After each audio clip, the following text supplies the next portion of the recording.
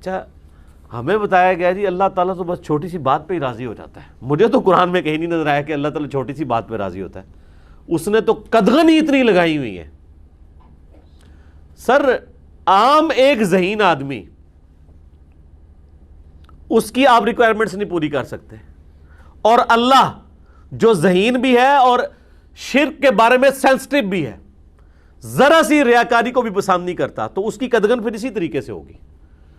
مسند احمد میں حدیث ہے, جس نے دکھلاوے کے لیے روزہ رکھا اس نے شرک کیا, جس نے دکھلاوے کے لیے صدقہ کیا اس نے بھی شرک کیا, اور جس نے دکھلاوے کے لیے نماز پڑھی اس نے بھی شرک کیا. اچھا نماز پڑھنے میں کوئی شرک کیسے ہو سکتا ہے؟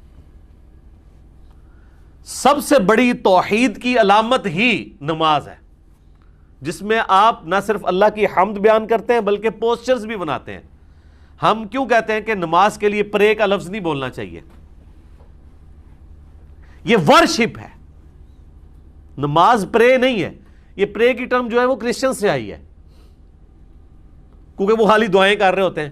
مسلمان تو ورشپ کرتے ہیں, اپنے ہر پوسچر میں پرے بھی پیرلل میں کر رہے ہوتے ہیں اور اپنے اعضاء کو اللہ تعالیٰ کے سامنے پریزنٹ کر رہے ہوتے ہیں, کبھی قیام کی شکل میں, کبھی رکوع کی شکل میں, کبھی یوں ارسال الیدین کی شکل میں قومے میں, کبھی سجدے میں, کبھی دو سجدے کے درمیان بیٹھ کے یا تشہد میں بیٹھ کے. یہ تمام پوسچرز میں بیٹھنا جو ہے یہ بھی عبادت کی ڈیمونسٹریشن ہے, اور اس کے اندر جو پڑھنا ہے وہ پڑھنے والا پورشن پرے ہے.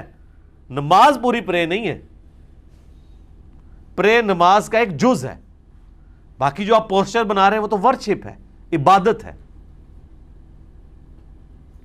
تو نماز کے اندر شرک کیسے آ گیا جی؟ جس نے دکھلاوے کے لیے نماز پڑھی اس نے شرک کیا.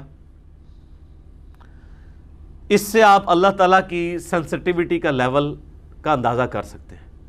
نماز جو خالصتاً آپ اللہ کے لیے پڑھ رہے ہیں, پڑھنے کے دوران بھی آپ کو یہ گمان بھی نہیں ہے کہ آپ غیر اللہ کے سامنے جھکے ہوئے ہیں, اللہ اس کو پھر بھی شرک کہہ رہا ہے اگر ریاکاری کے لیے کر رہے ہیں.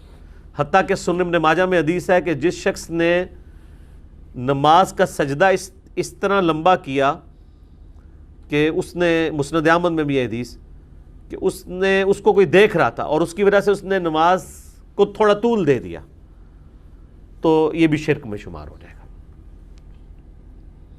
تو اللہ تعالیٰ خالص مال کو قبول کرتا ہے. اتنی قدغن لگائی ہوئی ہے. شیطان تمہیں ڈر دلاتا ہے تنگ دستی کا اور تمہیں حکم دیتا ہے کہ بے حیائی کے کام کرو. اب اس کے اگینسٹ اللہ تعالیٰ نے اس کے اپوزٹ اپنی دو کوالٹیز گنوائی ہیں. شیطان کی دو نٹوریس چیزیں کیا تھیں؟ تنگ دستی کا خوف اور بے حیائی کا حکم. اس کے اپوزٹ اللہ طرف ہمارا ہے واللہ یعیدکم مغفرۃ منہ وفضلا, جبکہ اللہ تعالیٰ تم سے وعدہ کرتا ہے اپنی مغفرت کا اور اپنے فضل کا.